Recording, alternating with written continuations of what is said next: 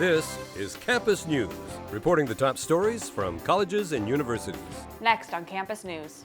MSU Moorhead's president is about to begin a new chapter in her life. One self-defense instructor is teaching students how to truly fight for themselves. After almost 20 years, one professor makes her return to the powwow. MSUM rugby is battling on and off the field.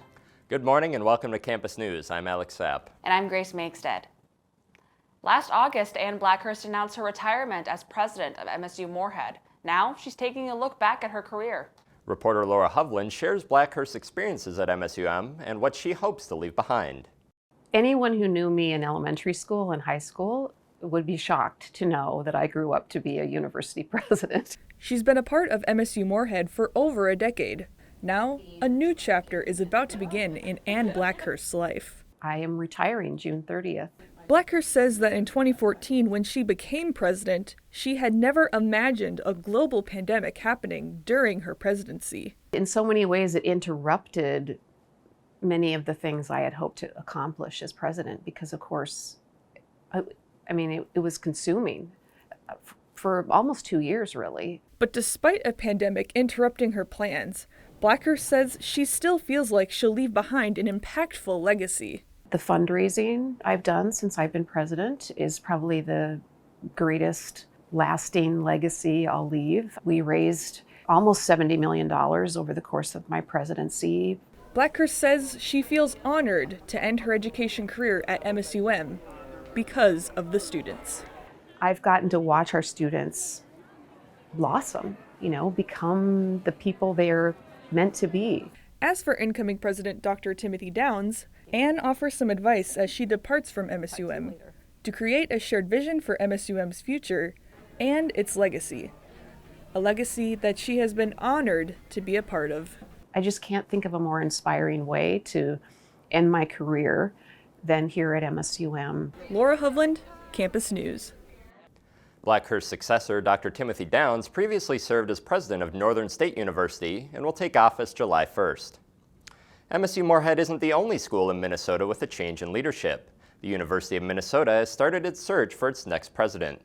17th U of M President Joan Gable is stepping down from her role at the university to become the chancellor of the University of Pittsburgh. U of M's Board of Regents has opened the application process for candidates. They say they're looking for a candidate who can connect with the state legislature and on-campus organizations. The board expects the candidate to be picked by May 5th.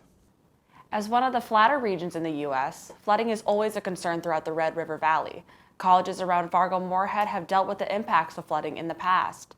In 2009, classes were canceled and students were urged to volunteer fighting the flood.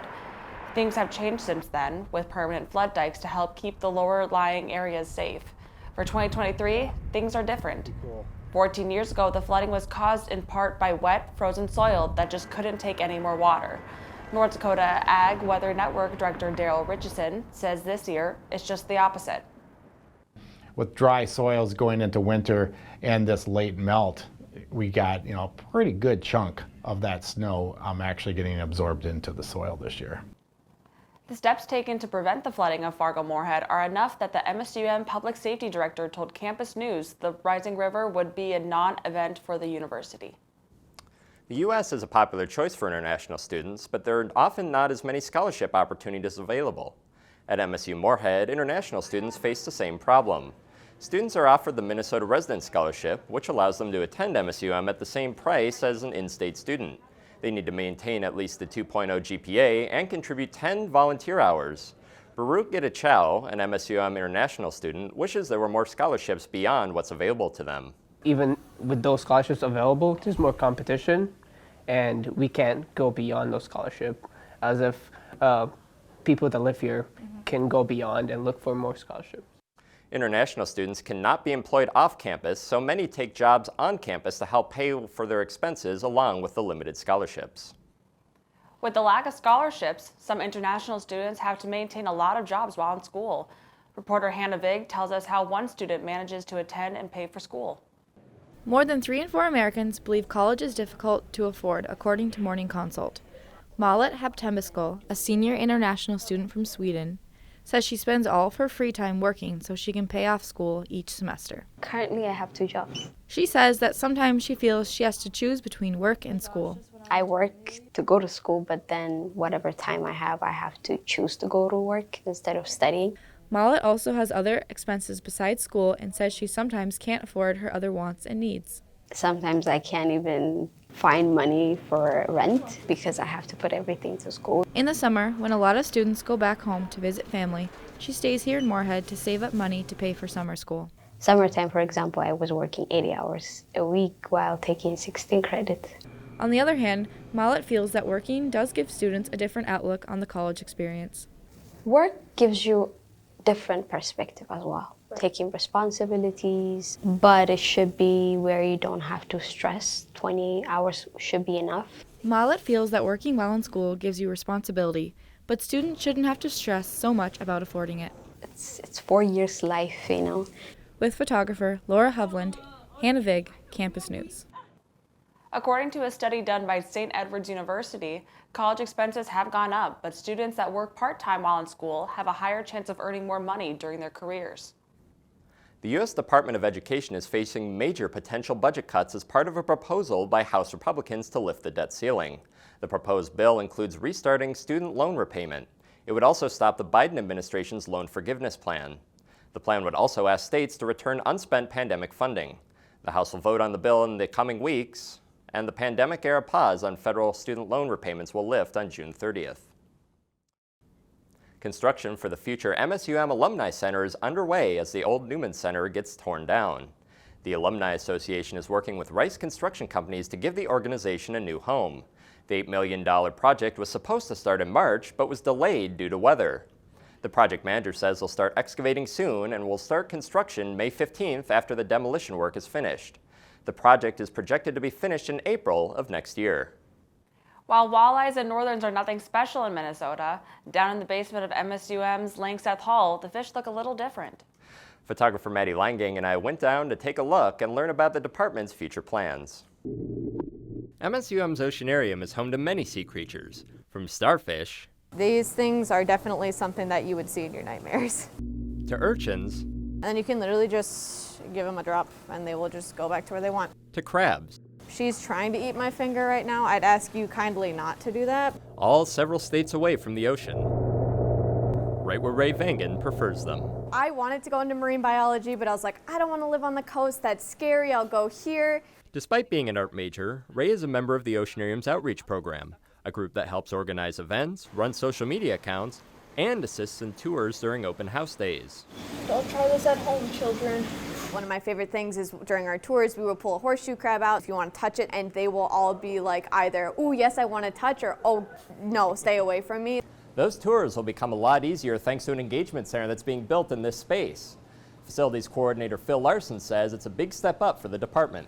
We've now gone from being a room full of aquariums to an actual facility.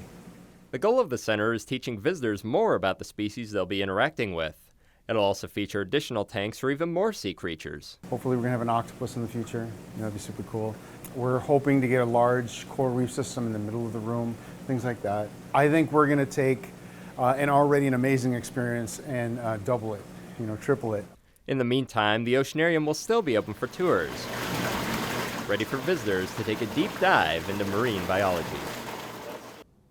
Ribbon cutting for the Engagement Center is expected to be on World Oceans Day, June 8th. Students at MSUM got a chance to show off their research at the annual Student Academic Conference. The conference allows students from each of MSUM's 4 colleges to show off their research to faculty and peers. The students' work is presented in many ways, such as poster boards, panel discussions, and workshops. The research each student showcases is chosen by the student based on what their area of study is. A lot of people from other majors have spent almost upwards of 2 years, 6 months to 2 years on the boards that they present today. Many students also had research papers to go along with the board they presented at the conference. Deciding what you want to be when you grow up is a big question that kids ask themselves all the time. Reporter Reagan Spears introduces us to the NDSU club that is hoping to make that question a bit easier to answer. Not many kids are certain what they want to be when they grow up, but NDSU student Michaela Jeldon has always had the answer to that question. I always wanted to be a vet, and I always wanted to find certain outlooks to kind of experience certain animals, like livestock, reptiles, smaller dogs, things like that.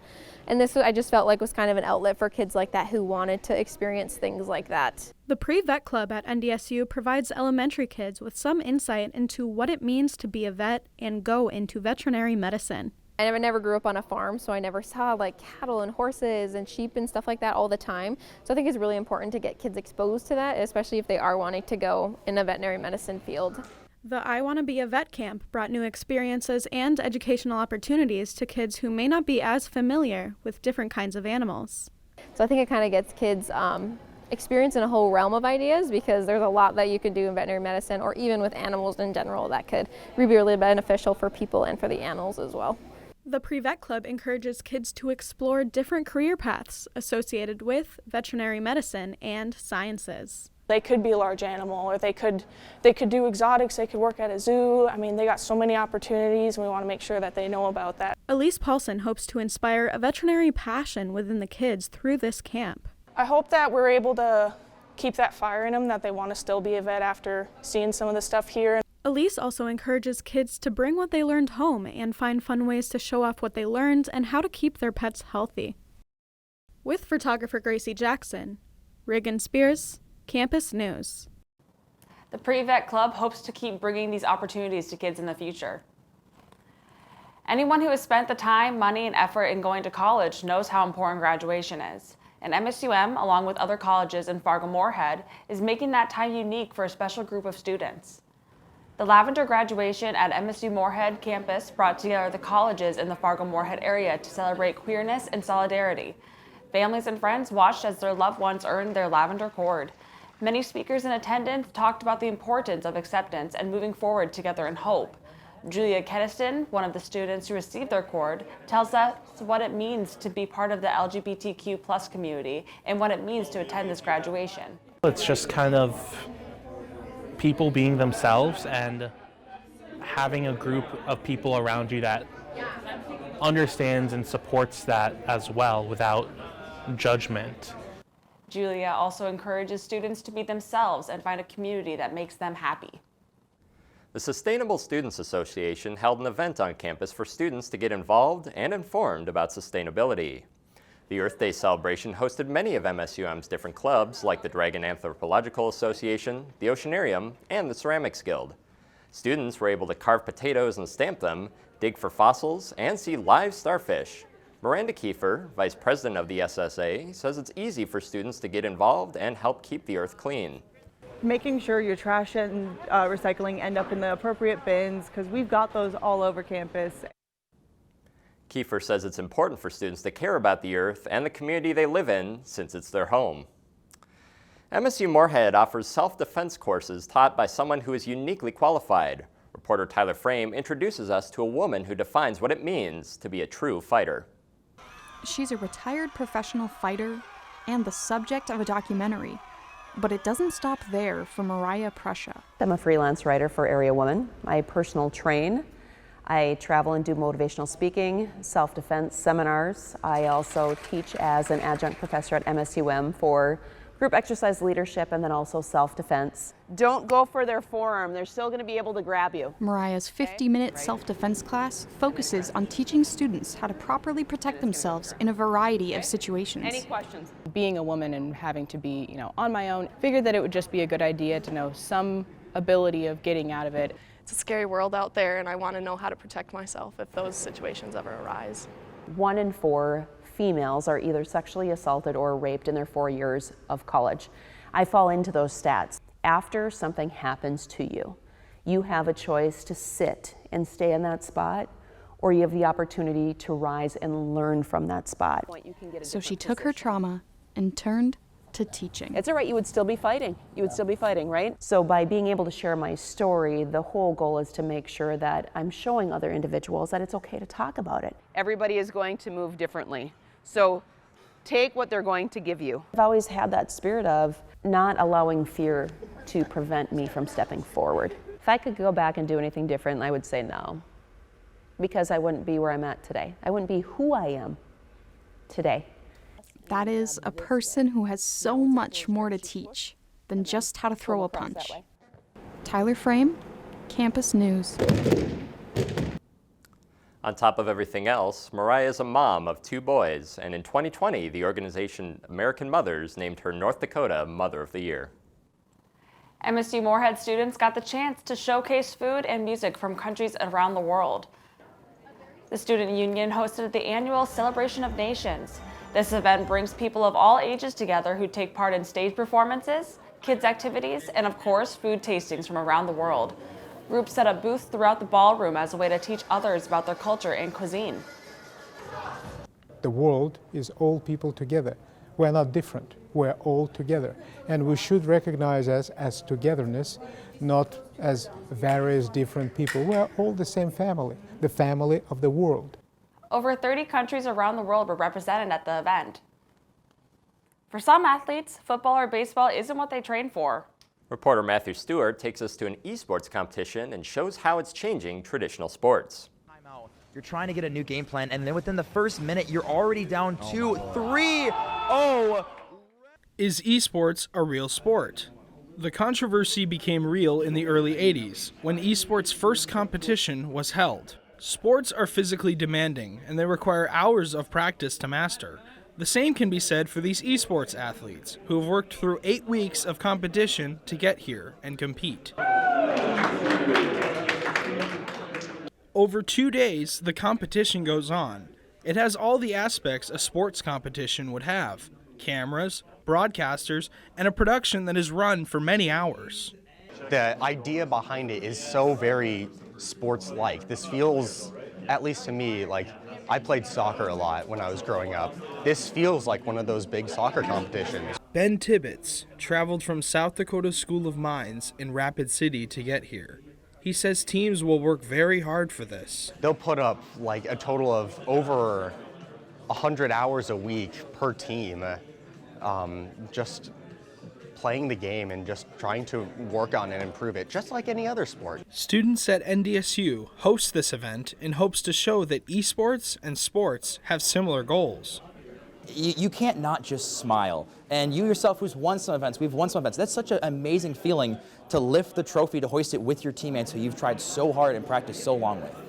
Katula says these competitions are designed a lot like sporting events. They're going to be sad if they lose. They're going to be happy if they win. They're fighting for trophies, for cash, for glory. They're fighting against another team. That seems like a sport to me. Esports is taking a step into the future with its new spot in the Olympics. Matthew Stewart, Campus News. Next summer's Olympics will have esports trial runs in games like e-bowling and e-baseball. And now we turn it over to Josh Boyko for a look at this week's sports news. So Josh, are you sports? They're in the Olympics, so I don't see why not. The MSUM Rugby Club season has been a smashing success. However, it did not come easy on or off the field. Reporter Nick Tabbitt went to one of their practices to learn about the challenges this season brought them. The MSUM Rugby Club is back outside after having a successful season, but not without some obstacles along the way. I feel like Mother Nature isn't really working with us because it seems like every Wednesday we end up having this snowstorm or something occurs where classes get canceled, the campus gets closed, as if they almost know that that's the day we want to use. Due to the long winter, the team was confined to training in limited spaces like this gym here. But now that the snow has melted, the players can get all the training they need here on the turf.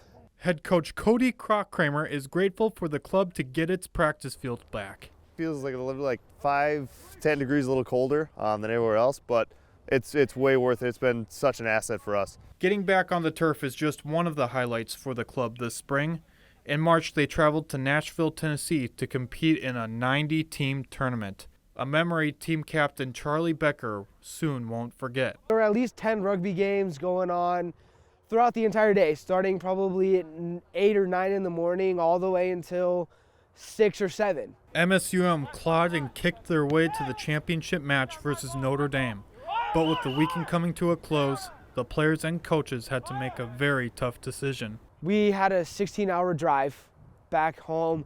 We wanted to be able to make it to our classes Monday morning. If we would have played in that match, we wouldn't have got back until probably 2 or 3 in the afternoon. The club forfeited the match, but held their heads high after their successful trip. Really, everything that they've done, all their successes, has been on their own shoulders. With the field in great condition, all there is now is to finish up the season strong. With photographer Josh Boyko, Nick Tabbitt, Campus News Sports. The club will wrap up its season later today as they compete at the All Saints tournament in St. Cloud. MSU Moorhead Volleyball has a new leader for the upcoming season. MSUM has named Carrie Thompson as their new head volleyball coach. Thompson spent the last 2 years as the top assistant at MSUM. She replaces Bob Jones, who retired from coaching earlier this month. Thompson previously served as the head coach at North Dakota State from 2010 to 2017. She says she's excited to get started and is thankful for the students who believe in her. Concordia Baseball's Bucky Burgow Field is about to see major improvements that coaches say will be great for the team and community. There are 2 phases to the upgrade project. Phase 1 is currently in progress, consisting of new grandstands, dugouts, netting for foul balls, and even inning-by-inning scoreboard to come later. Assistant coach Bucky Burgow tells us he's also excited for Phase 2 of the plan, improvements that will open up new opportunities on the field that bears his name. But secondly, and really a dream that I've had for a long, long time, is turf the whole field. In the right field corner and the left field corner, it'll be marked for Little League Baseball. The upgrades to the field are expected to be done in a year, but Bucky hopes within the right timing the construction could be done as soon as this summer. At times this spring, it felt like winter would not end. For the MSU Moorhead track team, the outdoor season has been a wild ride, with multiple meets being canceled and constant rescheduling. Reporter Bryant Stenberg found out how the team is staying motivated during this spring season that at times has felt like winter. Just a few weeks ago, it felt like winter may never end. But now we are seeing melting snow and sunny skies, allowing the MSUM Dragons track team to practice outside. It's been a welcome change for the team, as they can now practice in conditions similar to their meets. As you can see, there's elements to deal with. There's changes in temperature, there's wind, there's rain, there's things like that. While the track is in good shape, the spring melt is impacting some athletes. Even like here on our own track, we're so fortunate to have it cleared, except for like right here, our high jump area has just a mound of snow on it. So can't really do anything with that. While early April winter storms aren't surprising in the Midwest, some athletes say this is the worst winter they have ever seen. It does suck because there's just not as many opportunities as you might like, or as many opportunities as some other Division II schools get down south. We're getting to late April, and it's super inconsistent. And with the great unknown of when the team will compete next, staying motivated can be a challenge. I look to my teammates and kind of look at them and just want to run as fast as I can for them. For one athlete, this season is filled with emotions. So it's just a real bummer that I'm kind of missing out on a lot of my final track season ever. Despite the winter weather, the team says they are happy to be back outside enjoying the spring weather. It is, not on 7 layers and hats and gloves and yep. With photographer Josh Boyko, Bryant Stenberg, Campus News Sports. The Dragons have had 2 meets canceled so far this season due to weather. MSU Moorhead embraced the winter weather struggles and raised more than $13,000 for Special Olympics Minnesota. Over 100 people took the plunge on a cold and rainy day outside Nemzik Hall. Instead of jumping into a frozen lake, participants jumped into a mobile plunge unit similar to a pool. Multiple MSUM Dragon teams took part in the plunge. The volleyball team raised more than $3,300, leading all teams. Combined, all the teams raised nearly $9,000. And guys, it's crazy that we're still here doing polar plunges here in April. At least we got to help out a great cause. Thanks, Josh. Every spring, Indigenous people from around the region gather in Fargo-Moorhead for the annual powwow. And after almost 20 years of not dancing, an MSUM professor returned to the Woodlands and High Plains powwow. Reporter Catherine Mikowski talked with her to learn about what it means to come back. This isn't your typical Saturday at MSUM's Nemzik Fieldhouse. There's not the usual basketball or volleyball game. On this day, the court is filled with dancers, drummers, and families from all over Minnesota for the annual powwow.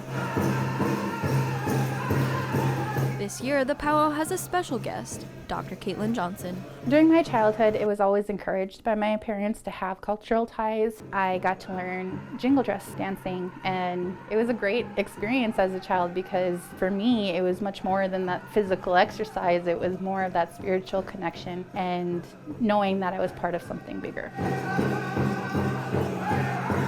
This is the first year that Caitlin had danced for almost 20 years. After quitting in middle school, she has spent many years focusing on other obligations. As a high school student, being an athlete year-round, it was hard to find my dance again. As I got older, I found that it was harder and harder to get my regalia.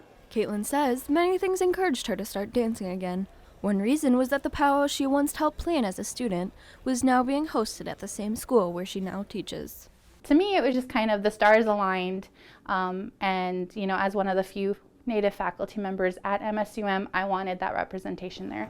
For Caitlin, what also makes this year's powwow special is that she's passing on this tradition to the next generation, her son Sage. Because I realize the drum represents our nation, because we usually use it for a lot of powwows. This year's powwow ignited the flame within Caitlin as she continues her passion of jingle dress dancing for as long as she can. With photographer Chris Hovden, Catherine Wolkowski, Campus News. The annual powwow was a hit among the community and students near MSUM. It brought many customs together and families were able to dance together for the first time. And that's it for this edition and this season of Campus News. We leave you with more of the performances from the powwow. Thanks for joining us, and we will see you again next spring.